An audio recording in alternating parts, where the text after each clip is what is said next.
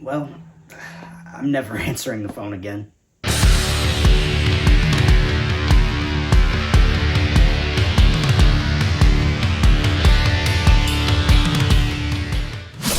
Welcome back to WWH. My name is Andrew Dreamer, and today we are looking at one of the earliest slasher movies ever made, Black Christmas. If you've seen my other videos, you know I'm a huge fan of Halloween, but I'm also aware that a lot of the things Halloween popularized, Black Christmas did first, such as the first-person POV of the killer watching the house. So I do think the movie deserves more credit than it actually gets. Black Christmas is a Canadian slasher film released in 1974 and was directed by Bob Clark. It stars Olivia Hussey, Margot Kidder, and John Saxon. The film was inspired by an urban legend that has been adapted onto the screen several times, most notably in When a Stranger Calls. But what exactly is the motive behind this Christmas catastrophe? Let's head down to the ring and find out. The film starts with that iconic POV shot. An unknown figure climbs the exterior of a sorority house where a Christmas party is taking place and enters through the attic. Downstairs, the house phone rings and Jess, played by Olivia Hussey, answers it, realizing it's an obscene call from a person who has called before. The sorority sisters have given him the nickname The Moaner. Jess and the other sisters listen as the caller screams at them in strange voices before threatening to kill them.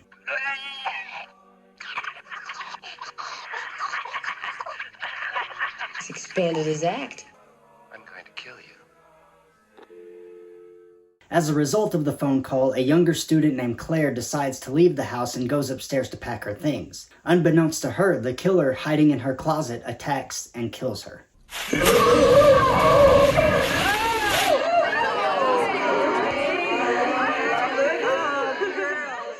The next morning, Claire's father arrives at the house saying Claire never met him at the train station. The house mother, Mrs. Mack, offers to help Mr. Harrison look for her. And look, Mrs. Mack is a very unique character. She hides alcohol in weird places and cusses like a sailor. She's in a league of her own, that's for sure. Later that same day, Jess tells her boyfriend Peter that she's pregnant and does not want to keep the baby. Peter reacts very angrily to the news, planting himself firmly on the suspect list. I want to talk to you tonight.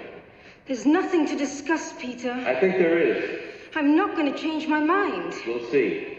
Mr. Harrison, along with Barb and Phil, two other members of the sorority, attempt to report Claire's disappearance to Sergeant Nash at the police station, but aren't taken seriously. They get brushed off until Claire's boyfriend, Chris, comes in and demands that something be done. I want to know why nothing's being done about Claire Harrison being missing and why this idiot gets away with saying the things he does.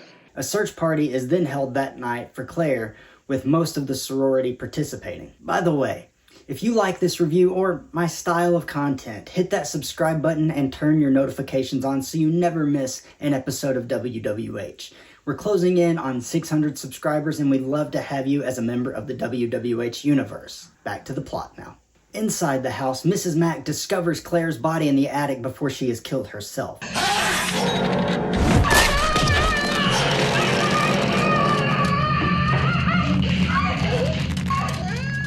Shortly after, Jess receives another phone call and this time decides to report it to the police.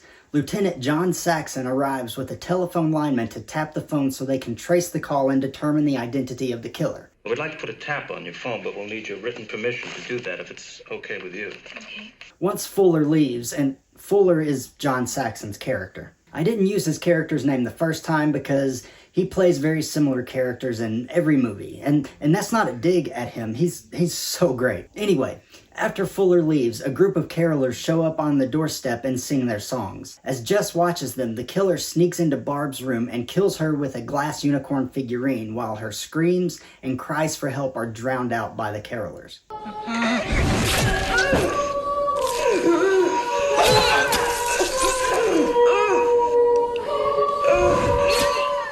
This is probably my favorite scene in the movie because of the contrasting scenes. On one hand, you have Barb being murdered, which is absolutely horrific, and at the same time, you have the carolers singing happy, cheerful songs. That's one of the things that makes this movie so good. Jess then receives another phone call in which the killer says things that call back to her argument with Peter.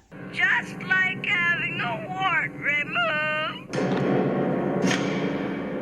Oh my God. Red flags are going up everywhere around this guy. It's not looking good for you, Peter. After she hangs up, Lieutenant Fuller calls to say the trace failed and the two have a conversation about how angry Peter was. They both agree that he is the most likely culprit of the calls.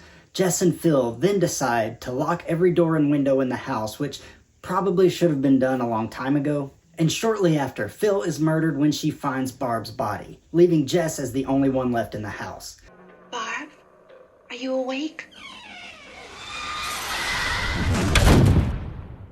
She receives one more phone call, and this time the police successfully trace the call. Sergeant Nash calls and frantically tells her to leave the house immediately. The calls are coming from inside the house, and this is where we get to the urban legend portion of this movie.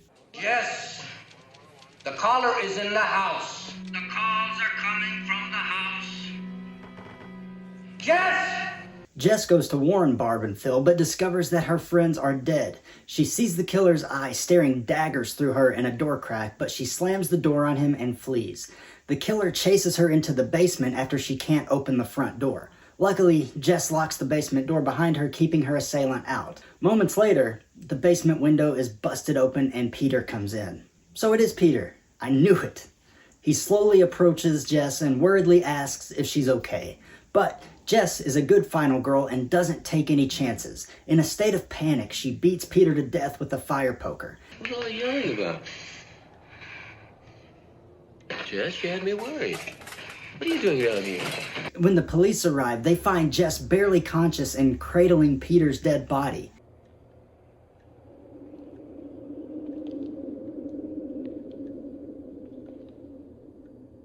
Everybody is satisfied that Peter was the killer, so they put Jess to bed and leave her in her bedroom with a police officer standing outside. However, the killer's voice can be heard from the attic, and we see a shadow descending from the ladder leading to the attic before this house's phone rings one final time, indicating the killer is still alive. Agnes, it's me, Billy.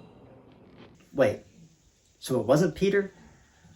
Oh no. Oh no.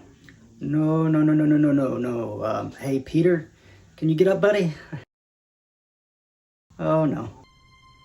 Oh no. Since its release, Black Christmas has been celebrated for its effective use of suspense, atmospheric tension, and psychological horror.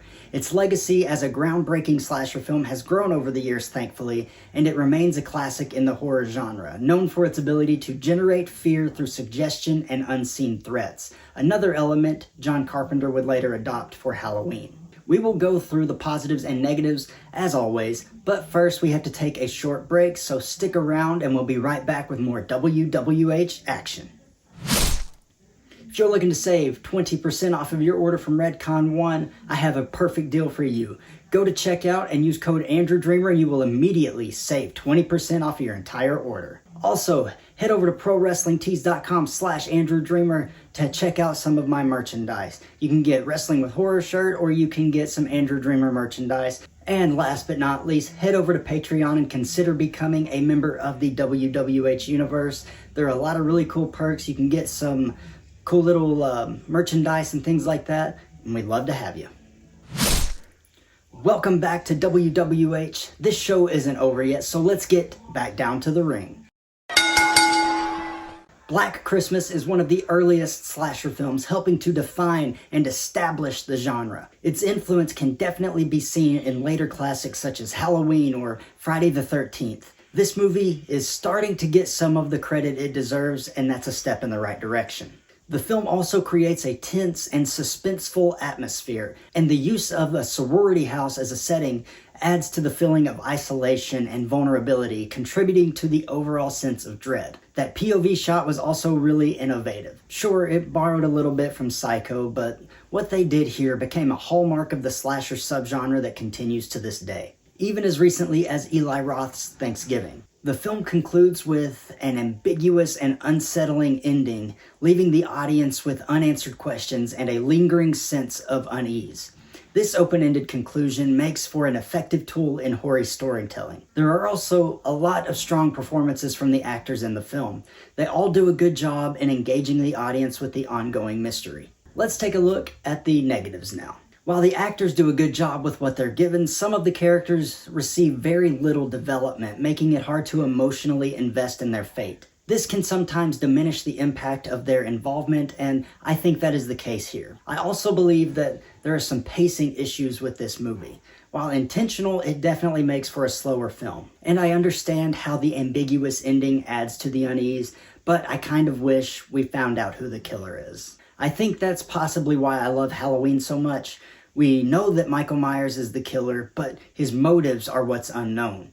Just that little bit of information added so much to the film. The editing could have used a little work as well. Some scenes just feel like they're pasted together, and it felt a little sloppy at times. All in all, this is an enjoyable film with a major legacy, so check it out if you haven't seen it. It's definitely worth the watch and a vital part of horror education. The same can't be said with the 2 remakes, which I think are both awful. But that is going to do it for this review of Black Christmas. Like the video, share the video, and subscribe to the channel. We have a lot more coming your way very soon, but until then, my name is Andrew Dreamer, and this is Wrestling with Horror.